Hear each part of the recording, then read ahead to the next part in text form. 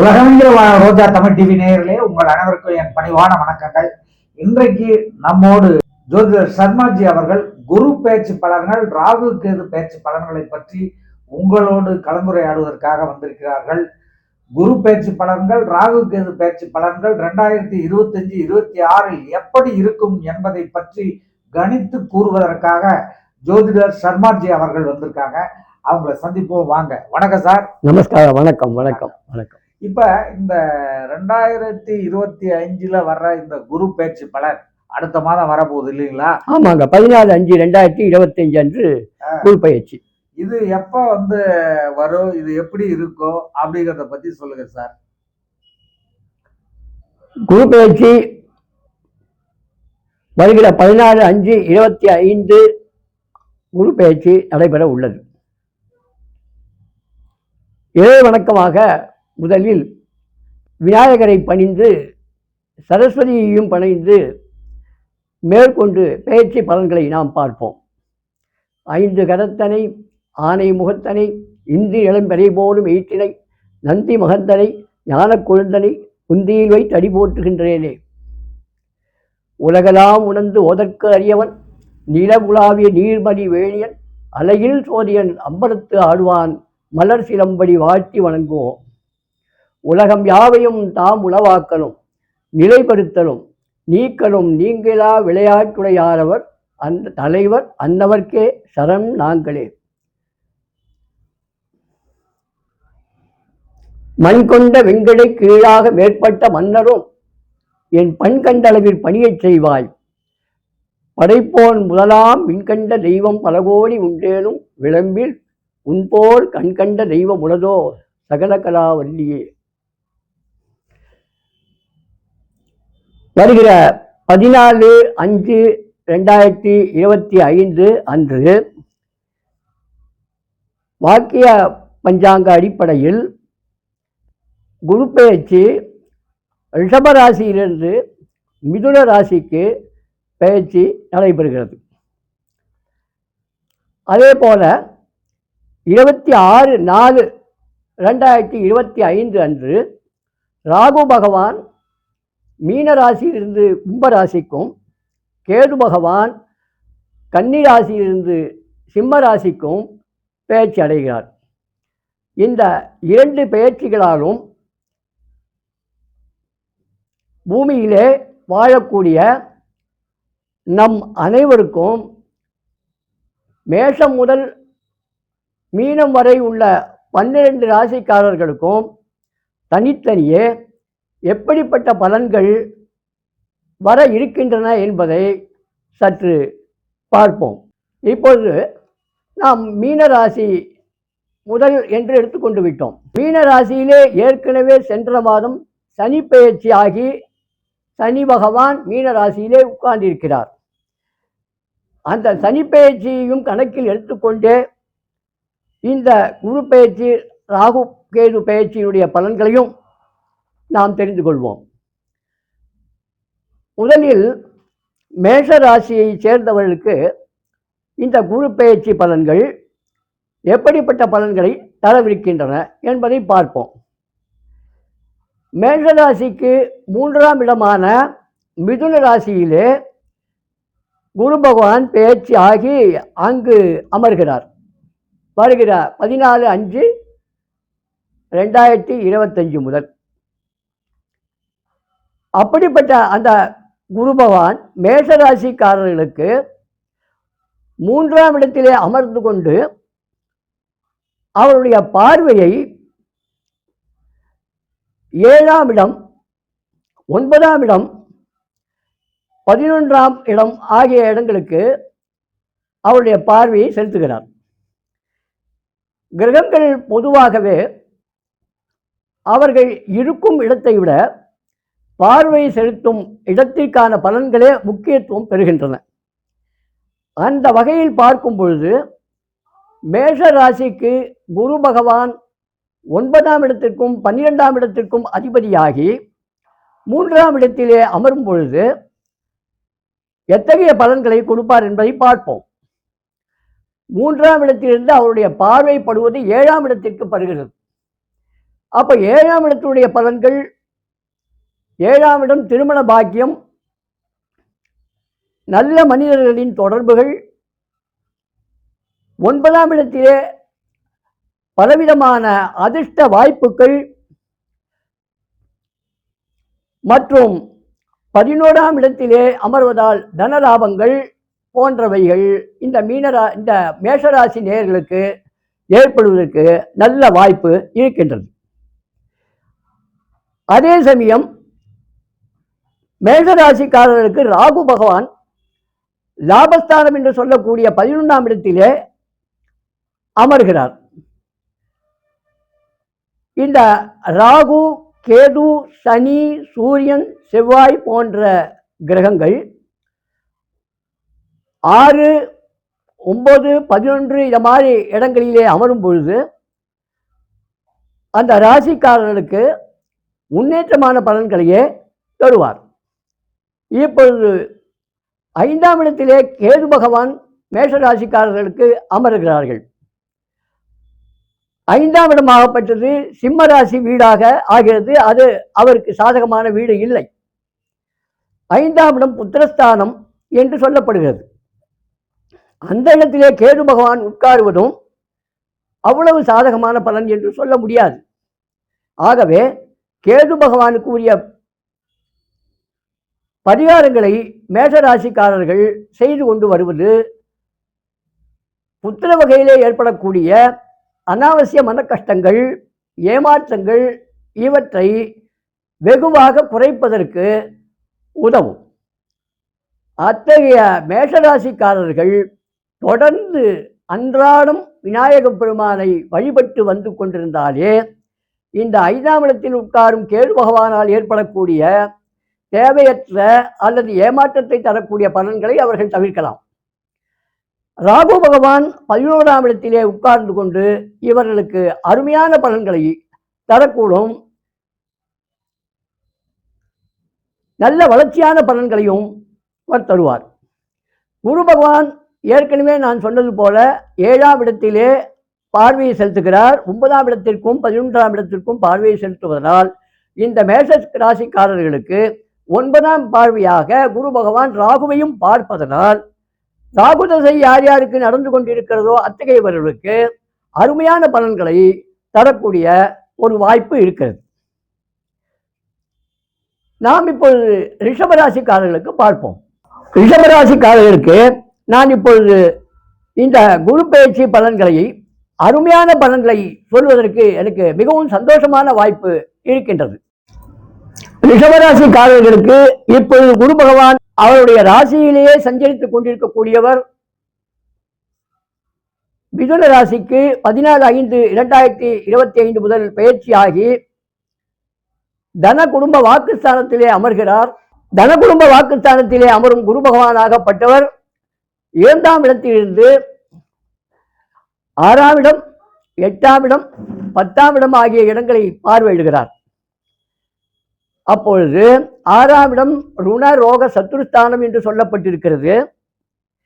8ஆம் அதிபதி 6இல் போய் அமர்வது விபரீத ராஜயோகம் என்று சொல்லப்பட்டிருக்கிறது. அந்த வகையிலே பார்க்கும் பொழுது இவர்களுக்கு 6ஆம் இடத்து பலன்கள் ருண ரோகம் சத்ரு ஆகிய வகைகளிலே இவருக்கு குரு பகவானுடைய கடாட்சத்தினாலே நல்ல பலன்களே இவர்களுக்கு ஏற்படும். விரோதிகள் கட்டுக்குள் வருவார்கள். 8ஆம் இடத்திலே குரு பகவான் 2இல் உட்கார்ந்து கொண்டு 8ஆம் இடத்தை பார்ப்பதனால் குரு பகவான் 2ஆம் இடத்திலே அமர்ந்து கொண்டு 8ஆம் இடத்தை பார்ப்பதனால் இவர்களுக்கு மறைமுகமான வருமானம் வருவதற்கு வாய்ப்பு இருக்கிறது. குடும்பத்திலே நல்ல ஒரு சூழ்நிலை நிலவக்கூடிய வாய்ப்பு இருக்கிறது. 10ஆம் இடத்தை பார்ப்பதனால் உத்தியோகத்திலே உத்தியோக உயர்வு, உத்தியோகத்திலே இடமாற்றம், வேண்டிய இடத்திற்கு சாதகமான இடத்திற்கு இடமாற்றம் போன்றவைகள் இந்த குரு பயிற்சியினால் அவர்களுக்கு கிடைக்கக்கூடிய வாய்ப்பு இருக்கிறது. ராகு கேது பயிற்சி, ராகு 10ஆம் இடத்திலே வந்து அமர்கிறார் ரிஷபராசிக்காரர்களுக்கு. 10ஆம் இடத்திலே அமர்ந்த ராகு 10இல் ஒரு பாவியாவது என்று பழமொழி இருக்கிறது. 10இல் ஒரு பாம்பாவது என்று கூட சொல்லுவார்கள். அப்பொழுது பாம்பு கிரகமான ராகு பகவான் 10ஆம் இடத்திலே வந்து அமரும் பொழுது நிச்சயமாக இந்த ரிஷபராசிக்காரர்களை தகுந்த முறையிலே இயக்கி அவர்களுக்கு மேன்மேலும் உயர்வை கொடுக்கக்கூடிய ஒரு பலன்களை இந்த ராகு பயிற்சி கொண்டு வரும் என்பதில் சந்தேகமில்லை. கேது பகவான் 4ஆம் இடத்திலே சஞ்சரிக்கிறார். இந்த ரிஷபராசிக்காரர்களுக்கு சில சமயங்களிலே அவர்களுக்கு உடல் சுகவீனமோ அல்லது வீடு வாகன வகையிலே வீடு வாங்க வேண்டும் என்று நினைத்திருப்பவர்களுக்கு, வாகனம் வாங்க வேண்டும் என்று நினைத்திருப்பவர்களுக்கு சிறிது தடை ஏற்படுவதற்கு வாய்ப்பு இருக்கிறது. ஸோ அதற்கும் விநாயக பெருமானை நன்கு வழிபட்டுவிட்டு தொடர்ந்து அன்றாடம் விநாயக பெருமானுக்கு ஒரு பூ வைத்து ஒரு தோத்திரம் சொல்லி வழிபட்டு வந்தாலே இத்தகைய தடங்கல்கள் நீங்கி அவர்களுக்கு நல்ல பலன்கள் ஏற்படும். மிதுன ராசிக்காரர்களுக்கு பார்ப்போம். மிதுன ராசிக்காரர்களுக்கு ராசியிலேயே குரு பகவான் வருகிறார். ராசியிலே அவரும் குரு பகவான் 7ஆம் இடத்துக்கும் 10ஆம் இடத்துக்கும் அதிபதியாக வருகிறார். அப்பொழுது ராசியிலே வந்து அமரும் குரு பகவான் குடும்பக்காரகர் என்ற காரணத்தினால் திருமண பாவத்தை பார்ப்பதனால் திருமணம் ஆகாதவர்களுக்கு குருபலம் ஏற்பட்டு இந்த வருடம் நிச்சயமாக திருமண பாக்கியம் அவர்களுக்கு ஏற்படக்கூடிய வாய்ப்பு இருக்கிறது. மேலும் 10ஆம் இடத்தை குரு பகவான் மிதுன ராசிக்காரர்களுக்கு 9ஆம் இடத்தை பார்ப்பதனால் வெளிநாடு பயணம், வெளிநாடு பதிப்புக்காக பயணத்தை மேற்கொள்ள விருப்பவர்களுக்கு அல்லது உயர்கல்விக்கான தேர்ச்சி தேர்வுகளை எழுத இருப்பவர்களுக்கு நல்ல பலன்கள் காத்திருக்கின்றன. அதே சமயம் மிதுன ராசிக்காரர்களுக்கு ராகு பகவான் 9ஆம் இடத்திலே இருந்து கொண்டு குருவால் பார்க்கப்படுவதால் அதுவும் மேற்கொண்டு அயல் நாடுகளுக்கு செல்லும் வாய்ப்பை அவர்களுக்கு ஏற்படுத்தி கொடுக்கக்கூடியது. கேது பகவான் 3ஆம் இடத்திலே உட்கார்ந்திருப்பதும் நல்ல பலன்களையே இவர்களுக்கு கொடுக்கக்கூடியது. நல்ல முயற்சிகள் இவைகளை மேற்கொள்வது நல்ல பலன்களை தரும். ஆனாலும் இளைய சகோதர வகையிலே சில தடங்கல்கள் கேது பகவானுடைய சஞ்சாரம் 3ஆம் இடத்திலே இருப்பதனால் 3ஆம் இடம் இளைய சகோதர பாவம் என்று கூறப்படுவதால் அந்த இடத்திலே இளைய சகோதரர் வகையிலே மேற்கொள்ளப்படும் முயற்சிகள் சற்று தாமதிக்கக்கூடிய வாய்ப்பு இருக்கின்றது. கடகராசிக்காரர்களுக்கு பார்ப்போம். கடகராசிக்காரர்களுக்கு குரு பகவான் பாக்யாதிபதி என்று சொல்லக்கூடிய 9ஆம் இடத்துக்கு அதிபதியாகவும் ருணரோக சத்துருஸ்தானம் என்று சொல்லக்கூடிய 6ஆம் வீட்டுக்கு அதிபதியாகவும் வந்து ஒரு சுபத்துவம் வாய்ந்த வீட்டுக்கும் ஒரு அசுபத்துவம் வாய்ந்த 6ஆம் வீட்டுக்கும் அதிபதியாகிறார். இருப்பினும் தனது உச்ச வீடான கடகத்திலே அவருடைய சஞ்சாரம் இருப்பதனால் அங்கிருந்து அவருடைய பாக்கியஸ்தானம் என்று சொல்லக்கூடிய சுபத்துவம் வாய்ந்த தன் வீட்டையே அவர் பார்வை செய்வதனால் இந்த கடகராசிக்காரர்களுக்கு அருமையான பலன்கள் குரு பகவானால் கிடைக்கும். வளர்ச்சியான பலன்கள் கிடைக்கும். அவரவர்கள் தனிப்பட்ட ஜாதகப்படியும் நல்ல திசை நடப்பவர்கள் அந்த பலன்களை நல்ல விதமாக குரு பகவான் மூலமாக அவர்கள் அடையக்கூடும். வெளிநாட்டுக்கு செல்லக்கூடியவர்களுக்கு நல்ல வாய்ப்பு ஏற்படும். அதே போன்று அவர்கள் 6ஆம் இடத்தை குரு பகவான் பார்ப்பதால் நோய்வாய்ப்பட்டு இருப்பவர்களுக்கு விரைவிலே குணம் காணுவதற்கு இந்த குரு பகவான் உதவி செய்வார். அதே சமயத்திலே அவருடைய பார்வை கடகத்திலிருந்து கடகராசிக்காரருடைய 5ஆம் பாவத்திற்கு குரு பகவான் பார்வை செய்வதால் புத்திர வகையிலே நல்ல முன்னேற்றம் ஏற்படுவதற்கு வாய்ப்பு உண்டு. அவருடைய 5ஆம் பாவம் என்று சொல்லக்கூடிய புத்திரஸ்தானத்தை குரு பகவான் பார்ப்பதனால் புத்திரபாக்கியம் ஏற்படாதவர்களுக்கு புத்திரபாக்கியம் ஏற்படவும் அருமையான வாய்ப்புகளை குரு பகவான் கொடுப்பார். 7ஆம் இடத்தை குரு பகவான் பார்ப்பதனால் திருமணம் வாய்ப்பு உள்ளவர்களுக்கு திருமணம் வாய்ப்பு கைகூடும். அடுத்தது கேது பகவான் கடகராசிக்காரர்களுக்கு கேது பகவான் 2ஆம் இடத்திலே சிம்மத்திலே உட்கார்ந்திருக்கிறார். ஆகையினாலே பேச்சு வகையிலே அவர்கள் கொஞ்சம் உஷாராக இருப்பது நல்லது. குடும்பத்திலே அனாவசியமான பிரச்சனைகள் வராமல் பார்த்து கொள்வதும் நல்லது. இதற்கிடையே வருகிற மாதங்களிலே செவ்வாய் பகவானும் இந்த சிம்ம ராசியிலே கேதுவுடன் சேரக்கூடிய வாய்ப்பு உள்ளதால் செவ்வாய் கேது 2 பேரும் சேர்ந்து அனாவசியமான சண்டை சச்சரவுகள் வருவதற்கோ குடும்பத்திலே கலகம் ஏற்படுவதற்கோ வாய்ப்பை தரக்கூடும் என்பதனால் அவர்கள் கொஞ்சம் உஷாராக இருப்பது நல்லது. ராகு பகவான் அஷ்டமஸ்தானத்திலே சஞ்சாரிப்பதால் விஷப்பூச்சி கடி, இந்த பாம்பு கடி, கிராமங்களிலே பயிர் பச்சைகள் விவசாயிகளாக இருப்பவர்களுக்கு இந்த பாம்பு போன்ற விஷ ஜந்துக்களால் அபாயம் இருக்கிறது என்பதை மனதில் கொண்டு உஷாராக இருக்க வேண்டும். இந்த ராகு கேதுவுக்கு பரிகாரங்களை செய்து கொள்வது கடகராசிக்காரர்களுக்கு நல்லது. இதுவரை கடகராசிக்காரர்களுக்கு 8ஆம் இடத்திலே அஷ்டம சனியாக சஞ்சரித்துக் கொண்டிருந்த சனி பகவான் 8ஆம் வீட்டிலிருந்து நீங்கி 9ஆம் வீட்டிற்கு சென்றுள்ளது ஒரு பக்கம் அஷ்டம சனி விலகி இருந்தால் கூட ராகு பகவான் சனியை போல் பலன் கொடுக்கக்கூடியவர் என்று சொல்லப்படுவதனாலே சனியினுடைய இருப்பிடத்தை தற்போது ராகு பகவான் பிடித்துக் கொண்டதினாலே அவர்களும் சற்று உஷாராக இருக்க வேண்டிய அவசியம் ஏற்படுகிறது. ராகு பகவானை ஞாயிற்றுக்கிழமைகளில் ராகு காலத்தில் பைரவரை வணங்கி வருவது அவர்களுக்கு இத்தகைய ஒரு பாதிப்புகளிலிருந்து நிவாரணமாக அமையக்கூடும். சிம்மராசிக்காரர்களுக்கு பார்ப்போம். சிம்மராசிக்காரர்களுக்கு குரு பகவான் 11ஆம் இடம் என்று சொல்லக்கூடிய லாபஸ்தானத்திலே வருகிறார். 11ஆம் இடத்திலே வரும் பகவான் பூர்வ புண்ணியம் ஸ்தானம் என்று சொல்லக்கூடிய 5ஆம் வீட்டை பார்ப்பது தன்னுடைய வீட்டையே அவர் பார்க்கிறார். அது ஒரு நல்ல ஒரு பலனை கொடுக்கக்கூடிய, புத்திர வகையிலே பலனை கொடுக்கக்கூடிய அம்சம்.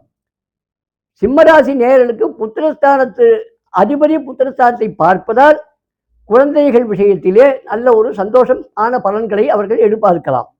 புத்திரபாக்கியம் இல்லாதவர்களுக்கு புத்திரபாக்கியம் ஏற்பட வாய்ப்பு உண்டு. சிம்மராசியிலிருந்து 7ஆம் வீட்டை பார்ப்பதனால், குரு பகவான் பார்ப்பதனால் சிம்மராசிக்காரர்களுக்கு திருமணமாகாதவர்களுக்கு திருமணமாகவும் வாய்ப்பு உண்டு. அதே சமயம் சிம்மராசிக்கு சனி பகவான் 8ஆம் இடத்திலே அமர்ந்திருப்பதையும் நாம் அலட்சியம் செய்துவிட முடியாது. 8ஆம் இடத்திலே அஷ்டம சனியாக சனி பகவான் அமர்ந்திருப்பதும், சிம்மராசி வீட்டிலே ராசியிலேயே கேது பகவான் அமர்ந்திருப்பதும், 7ஆம் இடத்திலே திருமண பாபம் என்று சொல்லக்கூடிய அல்லது தொடர்புகளை குறிக்கக்கூடிய 7ஆம் வீட்டிலே ராகு பகவான் அமர்ந்திருப்பதும் சற்று கவலை அளிக்கக்கூடிய பலன்களை தரக்கூடிய அம்சமாகும். ஆக இவர்கள் சனி, ராகு, கேது இந்த கிரகங்களுக்கு பரிகாரங்கள் செய்து கொள்வது நல்லது. அடுத்தது கன்னிராசி நேயர்களுக்கு நாம் பலாபலன்களை பார்ப்போம். கன்னிராசிக்காரர்களுக்கு கன்னிராசியிலிருந்து அவர்கள் 7ஆம் இடத்தை குரு பார்வை பெறக்கூடிய இடங்கள், கன்னிராசியிலே அமர்ந்த கன்னிராசிக்காரர்களுக்கு மிதுன ராசியில் அமரும் குரு பகவான் 10ஆம் இடத்திலே வந்து அமர்கிறார். கன்னிராசிக்காரர்களுக்கு குரு பகவான் 10ஆம் இடத்திலே அமர்கிறார். 10இல் குரு பகவான் அமர்வது அவ்வளவு, உத்தியோகஸ்தானத்திலே அமரும் குரு பகவான் உத்தியோகஸ்தானத்திலே அமர்வது சில இடங்கள்களை உத்தியோக இடத்திலே கொடுக்கக்கூடிய வாய்ப்பு இருக்கிறது. எத்தகைய வாய்ப்புகள்? அரசாங்க உத்தியோகத்திலோ அல்லது ஒரு நல்ல நிறுவனத்திலோ பணிபுரிந்து கொண்டிருப்பவர்களுக்கு கீழ்மட்டத்திலோ மேல்மட்டத்திலோ பணிபுரியக்கூடிய சாதகமானவர்களை அந்த இடத்தை விட்டு தூக்கிவிட்டு இவர்களுக்கு சிரமங்களை ஏற்படுத்தக்கூடிய வாய்ப்பு உண்டு. அனுசரணையாக இவர்களுடன் பணியாற்றுபவர்களை இடமாற்றம் செய்து இவர்களுக்கு கஷ்டம் ஏற்படுத்தக்கூடிய வாய்ப்பு உண்டு. இவர்களுக்கே சில இடமாற்றங்களை கொடுத்து அல்லது பொறுப்புகளை மாற்றம் செய்து அங்கு தர்ம சங்கடமான நிலையை ஏற்படுத்தக்கூடிய வாய்ப்பு உண்டு. 10ஆம் இடத்திலே குரு வருவது கன்னிராசிக்காரர்களுக்கு அவ்வளவு விசேஷமான பலன்கள் என்று சொல்ல முடியாது. குரு பகவானை வழிபட்டு வருவது நல்லது. கேது பகவான் 12ஆம் இடத்திலே கன்னிராசிக்கு 12ஆம் இடத்திலே உலவுவது சிறப்பாகும். 12ஆம் இடம் மோட்சஸ்தானம். மோட்சஸ்தானத்திலே ஞானகாரகன் என்று சொல்லக்கூடிய கேது பகவான் உலவுவது இந்த சமயத்திலே இந்த கேது பகவான் ராகு பகவானுடைய பயிற்சி நடைபெற்றுக் கொண்டிருக்கக்கூடிய இந்த காலகட்டத்திலே இந்த வருகின்ற 1.5 வருடங்களுக்கு விநாயகர் பெருமானை விடாது வழிபட்டு வருவதும், ஆன்மீக ஸ்தலங்களுக்கு சென்று முடிந்த வரையிலே புனித நதிகளிலே புனித கஷேத்திரங்களுக்கு சென்று வருவதும், புனித நதிகளிலே நீராடி வருவதும் இவங்களுக்கு புண்ணிய பலன்களை சேர்த்து கொடுக்கக்கூடிய ஒரு வாய்ப்பை கேது பகவான் நல்குவார். அதே சமயத்திலே 6ஆம் இடத்திலே உலகக்கூடிய ராகு பகவான் கும்பத்திலே வளர்ச்சியான பலன்களை கன்னிராசிக்காரர்களுக்கு தருவார். மேலும் குரு பகவான் 10ல் இருக்கக்கூடிய மிதுனத்தில் இருந்து குரு பகவானுடைய பார்வை இந்த ராகு மீது 6ஆம் இடத்திலே இருக்கக்கூடிய ராகு மீது விழுவதால் குரு பகவான் 10ஆம் இடத்திலே தரக்கூடிய இடைஞ்சல்களை கூட அவருடைய பார்வை 6ஆம் இடம் சொல்லக்கூடிய 10ஆம் இடத்துக்கு பாக்கியஸ்தானமான 6ஆம் இடத்திலே இருக்கக்கூடிய ராகு பகவான் மீது படுவதால் அவளுக்கு வளர்ச்சியான பலன்களே உத்தியோகத்துறையில் கூட ஏற்படுவதற்கு வாய்ப்பு இருக்கிறது. பெரிய கவலை ஒன்றும் பட தேவையில்லை.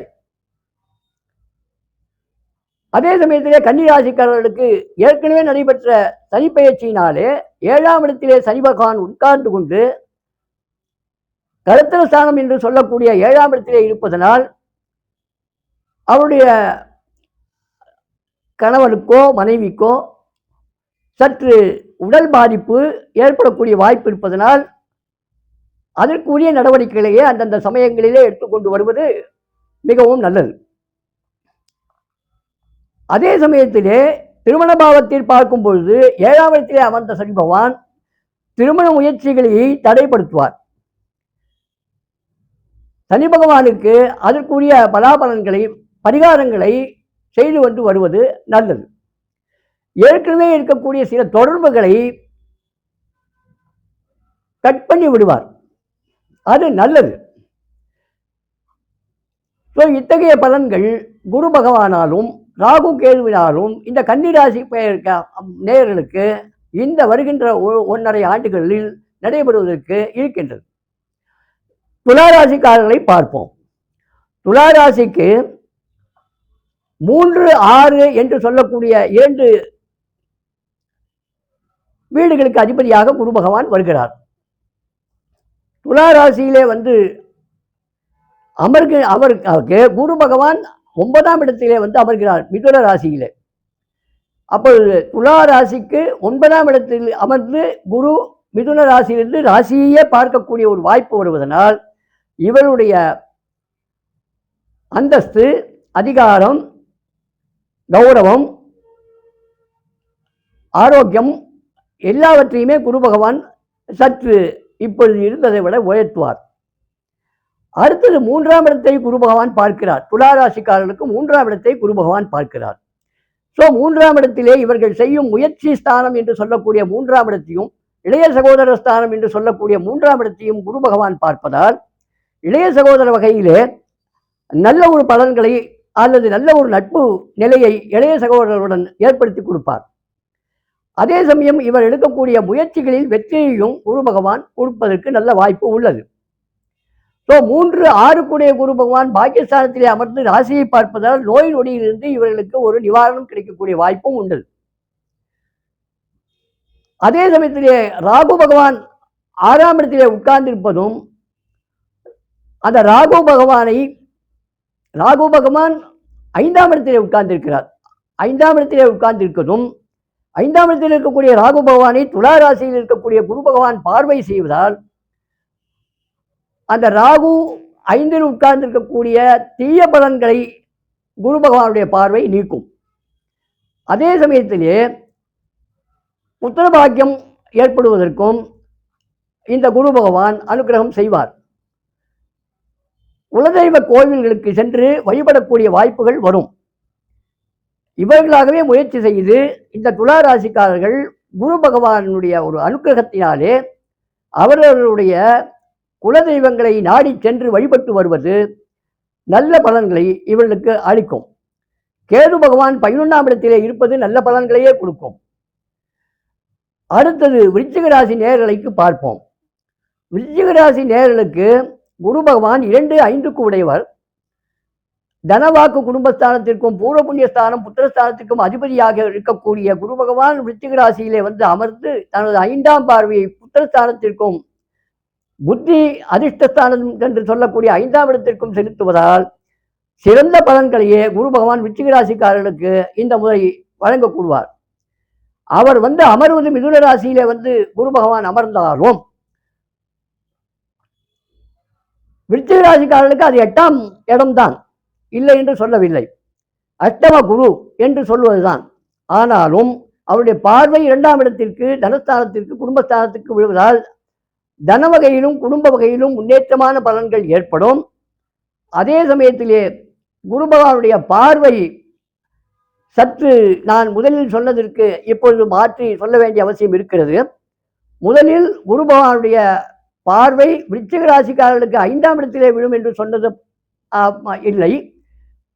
மிதுன ராசியிலிருந்து அவருடைய பார்வை 4ஆம் இடத்திற்கு விழுகிறது.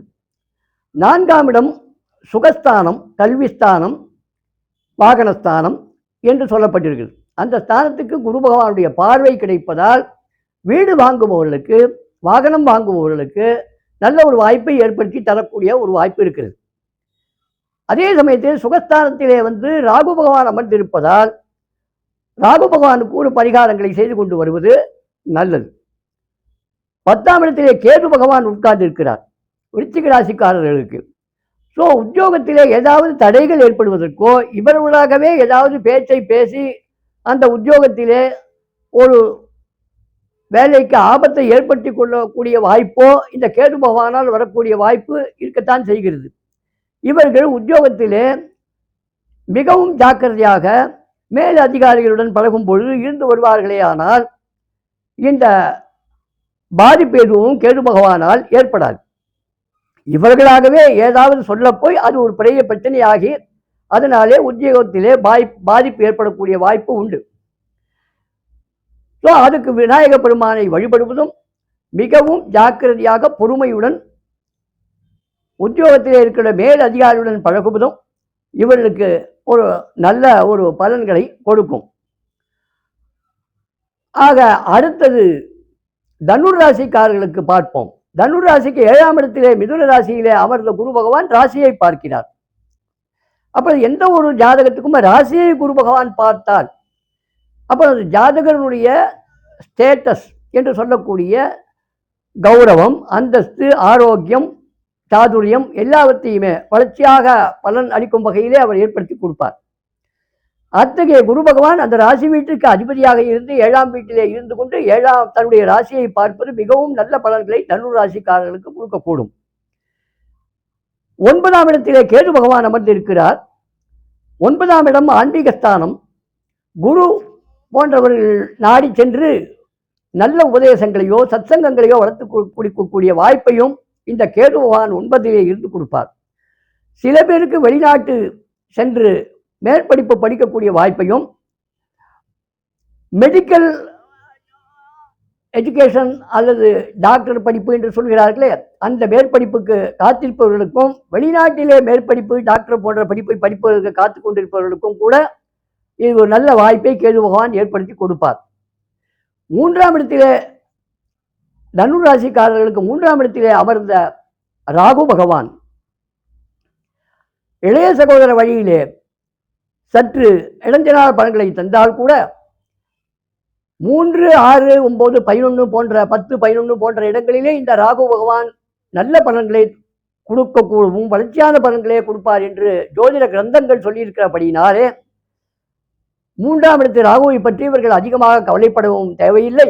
9ஆம் மிதுன ராசியிலே அமர்ந்த குரு ராகுவை 3ஆம் இடத்தையும் பார்ப்பதனால் அந்த 3ஆம் இடத்து பலன்கள் இளைய சகோதர வழியிலும் இவர்கள் போடுகின்ற முயற்சி வழியிலும் சாதகமான பலன்களை இவர்களுக்கு கொண்டு வந்து சேரும் என்பதில் சிறிதளவும் சந்தேகமில்லை. மகர ராசி நேயர்களுக்கு பார்ப்போம். மகர ராசி நேயர்களுக்கு 6ஆம் இடத்திலே ருணரோக சத்துருஸ்தானம் என்று சொல்லக்கூடிய 6இலே 12க்கும் 3க்கும் அதிபதியான குரு பகவான் அமர்கிறார். இது ஒரு சுபஸ்தானம் என்று சொல்வதற்கு இல்லை. ஏற்கனவே அந்த ராசிக்காரர்களுக்கு 3ஆம் இடமும் 12ஆம் இடமும் ஆதிபத்தியம் பெற்ற குரு பகவான் ஃபங்க்ஷனல் மேலபிக் என்று ஆங்கிலத்திலே சொல்லக்கூடிய வகையிலே அசுபஸ்தானங்களுக்கு அதிபதியாக வருவதனால் அவர் கோச்சாரத்திலே இப்பொழுது பயிற்சி பெற்று இருக்கக்கூடிய இடமும் 6ஆம் இடம் என்று சொல்லப்படுவதனால் சற்று நோய் நொடிகள் இருக்கக்கூடியவர்கள் தக்க நேரத்திலே மருத்துவ உதவியை பெற்றுக்கொண்டு 12ஆம் இடத்திலே குரு பகவான் பார்ப்பதனால் அதிலிருந்து நிவாரணம் பெறக்கூடிய ஒரு வாய்ப்பும் குரு பகவான் ஏற்படுத்தி கொடுப்பார். அதே சமயம் தனஸ்தானம் என்று சொல்லக்கூடிய 2ஆம் இடத்தை குரு பகவான் பார்ப்பதனால் உத்தியோக வகையிலே ப்ரமோஷன் ஆகியவை ஏற்பட்டு மாத சம்பளக்காரர்களுக்கு கூடுதலான வருமானம் வரக்கூடிய வாய்ப்பும், தொழில் முனைவோருக்கு அதிகப்படியான வருமானம் வரக்கூடிய வாய்ப்பையும் இந்த குரு பகவான் ஏற்படுத்தி கொடுப்பார். அதே சமயம் மகர ராசிக்காரர்களுக்கு ஏற்கனவே 7.5 சனி இருந்து அவர்கள் விலகி இப்பொழுது 3ஆம் இடத்து சனி வந்திருப்பதால் அந்த 3ஆம் இடத்து சனியும் வளர்ச்சியான பலன்களையே மகர ராசிக்காரர்களுக்கு கொடுக்க காத்து கொண்டிருக்கிறார். 2ஆம் இடத்திலே ராகு பகவான் உட்கார்ந்திருப்பதனால் குடும்பத்திலே இவர்கள் மிகவும் ஜாக்கிரதையாக வார்த்தைகளை பிரயோகித்து வாக்குவாதத்திற்கு இடம் அளிக்காமல் பார்த்து கொள்ள வேண்டியது அவசியமாகிறது. கும்பராசி நேயர்களுக்கு பார்ப்போம். கும்பராசிக்காரர்களுக்கு பூர்வ புண்ணியஸ்தானம் என்று சொல்லக்கூடிய 5ஆம் இடத்திலே குரு பகவான் அமர்ந்து கும்பராசியையே குரு பகவான் பார்ப்பதும், ராசியிலே ராகு உட்கார்ந்து இருப்பதனால் அந்த ராகுவையும் குரு பகவான் பார்ப்பதும், ராசியிலே ராகு உட்கார்ந்து கொண்டிருப்பதனால் வரக்கூடிய நெகட்டிவ் பலன்களை குரு பகவான் பெருவாரியாக குறைத்து கொடுக்கக்கூடிய வாய்ப்பும் ஏற்படுகின்றது. ஆகையினாலே இவர்களுக்கும் வெளிநாடு போன்ற முயற்சிகள் அனைத்தும் வெற்றி பெறக்கூடிய வாய்ப்பு இந்த குரு பகவான் பெயர்ச்சினாலும், 7ஆம் இடத்திலே அமர்ந்த கும்பராசிக்கு 7லே கேது பகவான் அமர்ந்து இருப்பதும் திருமண தடையை ஏற்படுத்தக்கூடிய வாய்ப்பு இருப்பதனாலே ராகு கேது பெயர்ச்சி இவர்களுக்கு ராகு கேதுவுக்கான பரிகாரங்களை செய்து கொள்வதையும் அறிவுறுத்துகிறது. ஸோ ராகு கேதுவுக்கு தேவையான பரிகாரங்களை கால பைரவர் வழிபாடு, ராகு கேது ஸ்தலமாகிய திருப்பதிக்கு அருகாமையில் உள்ள அந்த ஸ்தலத்திற்கு சென்று பரிகாரங்களை செய்து கொள்வதும், திருநாகேஸ்வரம் போன்ற ஸ்தலத்திற்கு சென்று பரிகாரங்களை செய்து கொள்வதும், கீழப்பெரும்பள்ளம் என்று சொல்லக்கூடிய கேது பகவானுடைய ஸ்தலமாகிய அந்த இடத்திற்கு சென்று பரிகாரம் செய்து கொள்வதும் இவர்களுக்கு அவசியமாகிறது. அடுத்தது மீனராசிக்காரர்களுக்கு. மீனராசிக்காரர்களுக்கு ஜென்ம சனி என்று ஏற்கனவே ஜென்மத்திலே சனி இருக்கின்றார். 12ஆம் இடத்திலே ராகு உட்கார்ந்து இருக்கின்றார். 4ஆம் இடத்திலே குரு பகவான் அமர்ந்திருக்கின்றார்.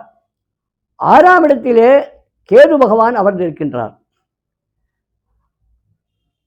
6ஆம் இடத்திலே அமர்ந்த கேது பகவான் உடல் ரீதியான சில பிரச்சனைகளை இவர்களுக்கு கொடுக்கக்கூடும். எலக்ட்ரிக்கல், நெருப்பு இத மாதிரி இடங்களிலே போகும்பொழுது மிகவும் ஜாக்கிரதையாக இவர்கள் இருக்க வேண்டிய அவசியம் ஏற்படுகிறது. ராகு பகவான் 12ஆம் இடத்திலே அமர்வதும் அவ்வளவு சிறப்பு என்று சொல்ல முடியாது.